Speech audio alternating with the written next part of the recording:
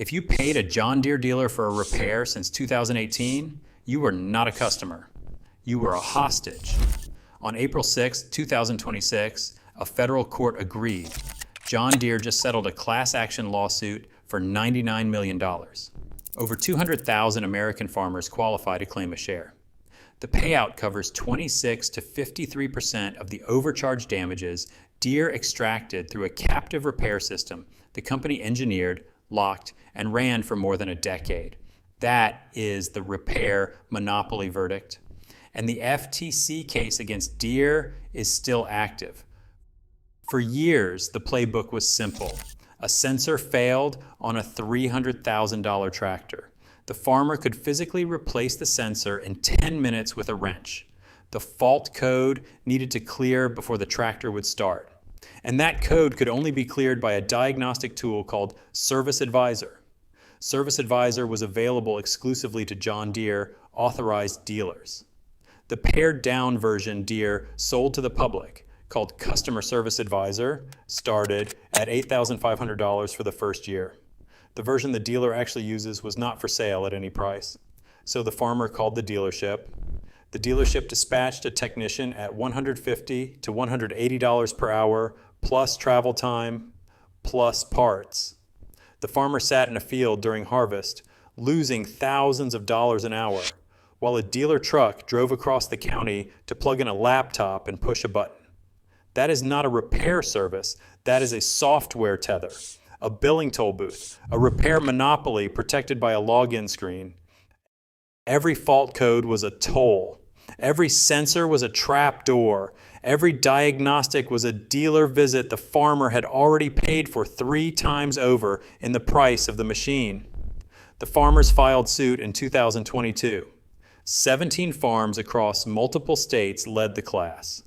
Over 200,000 farmers joined the claim. And the court found enough evidence of anti-competitive conduct to force a settlement most lawyers said Deere would never write. That is the repair monopoly verdict. This is not a donation, this is a recovery.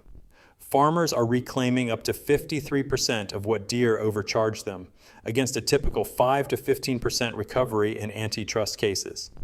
Today I'm going to show you exactly what the repair monopoly verdict means, exactly who qualifies for the payout, and exactly what every heavy equipment owner should be doing right now. Why April 6, 2026? That is the day the repair monopoly verdict became a matter of federal record. $99 million was deposited into a qualified settlement fund.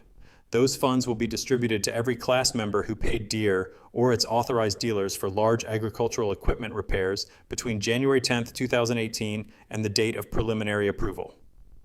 Read that date range again. 8 years of repair bills, 8 years of dealer invoices, 8 years of farmers paying ransom to access the software inside the machines they already owned. The class size is estimated at well in excess of 200,000 American farmers. The settlement recovery rate is 26 to 53% of overcharge damages. Antitrust lawyers called that number unprecedented. In most monopoly cases, class members recover 5%. Deere is paying up to 10 times that rate. They are paying that rate because the evidence was brutal.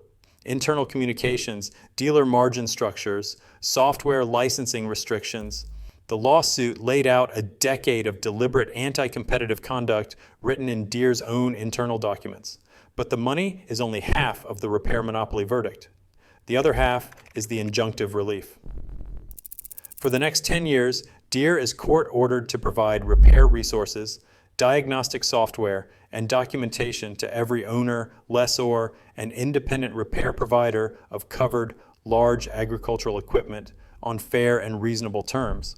That is enforceable by the federal court that approved the settlement. That is not a voluntary policy change. That is a leash. The Service Advisor tool that cost $8,500 a year must now be made available on commercially reasonable terms. The fault codes that locked farmers out of their own tractors must now be clearable by anyone with the right equipment. The dealer monopoly on diagnostic software is cracked for the first time in 15 years. And here is what Deere does not want you to read in the settlement text. They did not admit wrongdoing. They paid $99 million, accepted a 10-year federal court injunction, and still filed a statement claiming this was a business decision, not an admission. Translation: they are telling Wall Street that writing a 9-figure check and surrendering the diagnostic monopoly is cheaper than continuing to defend the racket in court. That tells you exactly how much money the racket was making. And the Federal Trade Commission is still coming.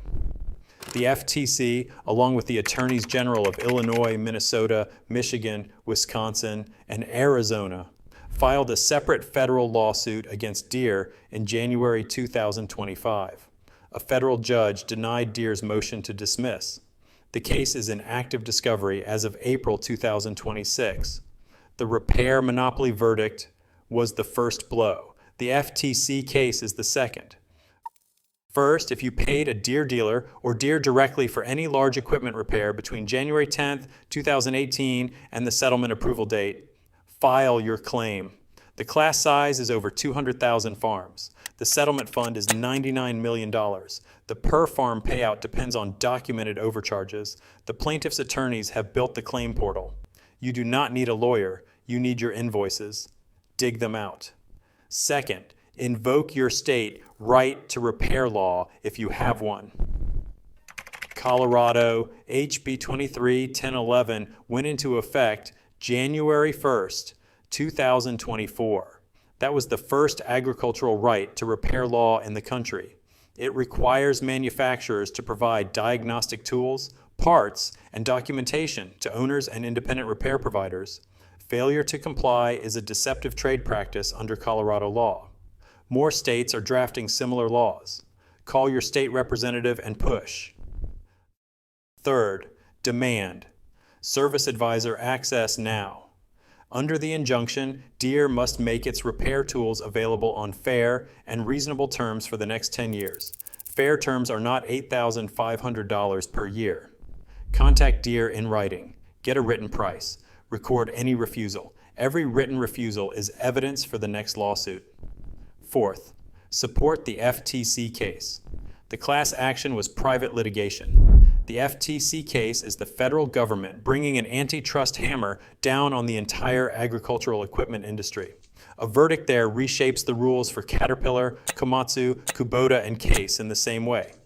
The manufacturers want you to believe the repair monopoly verdict was a one-time settlement, a footnote in a quarterly report. That is a lie. The repair monopoly verdict is a precedent, and precedents compound. If you are learning something from this, hit subscribe.